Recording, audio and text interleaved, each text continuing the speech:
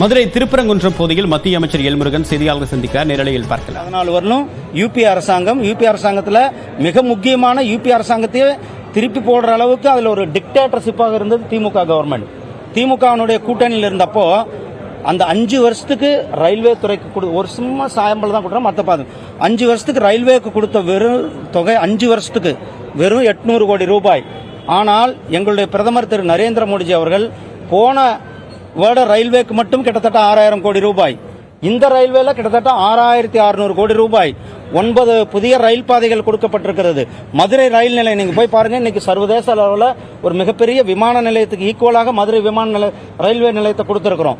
மதுரை விமான நிலையத்தினுடைய 2ஆம் விரிவாக்கத்திற்கான பணிகள் நடந்து கொண்டிருக்கிறது. திருச்சிராப்பள்ளியினுடைய சர்வதேச விமான நிலையத்தை கொடுத்திருக்கிறோம். அது இல்லாம தஞ்சாவூர், வேலூர் மாதிரி, சேலம் மாதிரி ஊர்களில் விமான நிலையக்கான பணிகள் நடந்து கொண்டிருக்கிறது. மதுரையில் எலிவேட்டட் ஹைவே நாம் போட்டிருக்கிறோம். நத்தம் அந்த பகுதிக்கான ஒரு எலிவேட்டட் ஹைவே.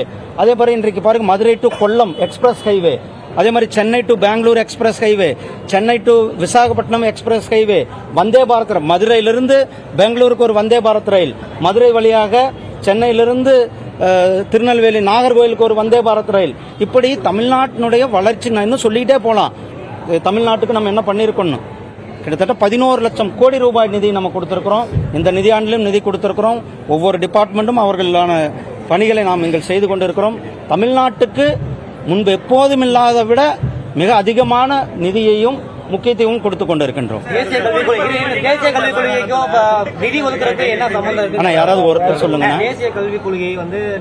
ஆனா உங்களுக்கு இதுக்கு நான் பதில் சொல்லிட்டேன். பதில் சொல்லிட்டேன்.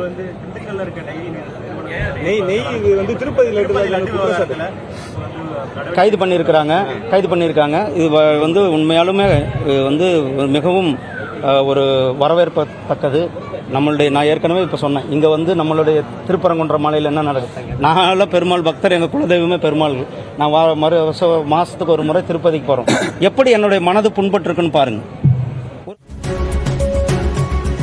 மத்திய அமைச்சர் எல்முருகன் செய்தியாளர் சந்திப்பு நேரலையில் பார்த்தோம்.